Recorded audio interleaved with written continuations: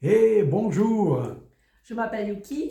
et moi c'est Timothée Patton, et nous sommes ici dans notre petite maisonnette en Alsace, à 10 minutes de la base d'envoi de la WEC. Et on nous encourageait à vous partager un témoignage qui, j'espère, va vous encourager vous aussi, alors que vous annoncez l'évangile à ceux qui ne le connaissent pas. Comme vous le savez peut-être, on voyage pas mal pour annoncer l'évangile en France. Bon, parfois on va un petit peu à l'extérieur. Et de plus en plus, on prêche l'évangile le dimanche matin dans les églises évangéliques qui nous invitent. Alors le culte devient une réunion d'évangélisation où il y a des chants d'évangélisation, donc pas des chants de louange, mais des chants qui parlent à ceux qui connaissent rien de l'évangile. Et puis il y a un témoignage de conversion. Et ensuite, j'annonce l'évangile de façon très courte, le plan du salut, et j'invite les personnes inconverties dans l'auditoire aussi à venir devant pour donner leur vie publiquement à Jésus. Et puis, il n'y a pas très longtemps, on nous a invités à revenir dans une église en Alsace, à Burnop-le-Bas. Et on a dit oui, oui, avec plaisir, pour un culte d'évangélisation. Et nous avons une amie, Marivonne, Oui, qui une habite, femme de prière. une femme de prière. Elle et son mari habitent en Bourgogne, mais ils nous suivent à chaque fois qu'on visite une église ou un groupe de jeunes pour annoncer l'évangile. Et puis, 3 jours avant qu'on aille à Burnop-le-Bas pour ce culte, Marivonne nous appelle. Elle nous dit, j'ai prié pour vous, pour ce culte dimanche, que vraiment Dieu agisse. Et en priant, j'ai vu que dimanche, quand vous serez dans cette église, il y aura une personne. Une personne qui va écouter jusqu'au bout, mais qui sera hésitante. Il y aura une bataille dans son cœur. Elle ne voudra pas répondre publiquement à l'appel du salut.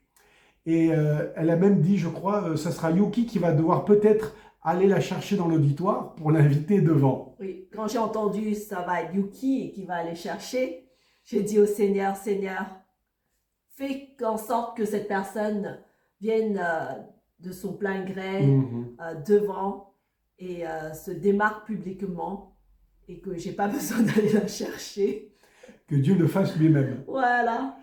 Et donc on est parti, le culte a commencé à 10 heures. Il y avait, ce qui était bien, il y avait des nouvelles personnes, des gens qui n'avaient jamais mis les pieds dans une église évangélique. Donc l'église a joué le jeu, ce qui est vraiment bien.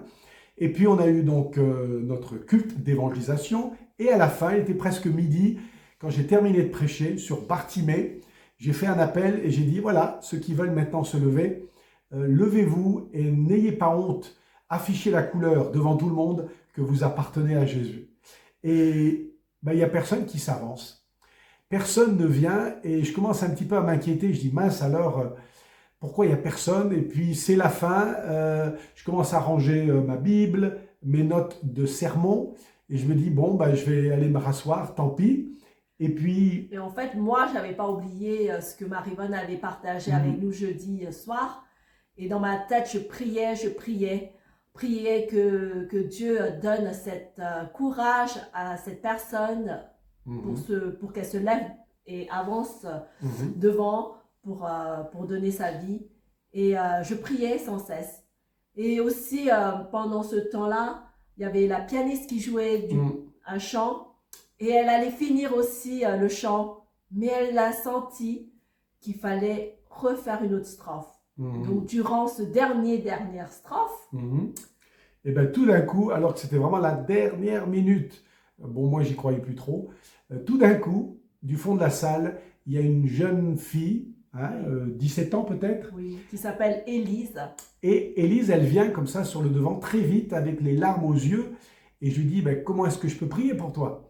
Elle me dit, j'aimerais aujourd'hui donner ma vie à Jésus. Waouh! Et on a prié ensemble. Elle est sortie de cette salle, elle était rayonnante. Moi, j'y croyais plus trop, en tout cas, mais Marivonne avait raison. Voilà, c'est ça. Donc la leçon que je retiens, c'est prêcher l'évangile avec foi et oser faire un appel, oser inviter les inconvertis à se démarquer et à se donner à Jésus. Et surtout, ne pas oublier de partager avec toutes les Marivonnes que vous connaissez. Et aussi, nous, on a l'avantage d'être à la base d'envoi. On a pu partager cette rencontre avec notre équipe et aussi avec toutes les Marivonnes.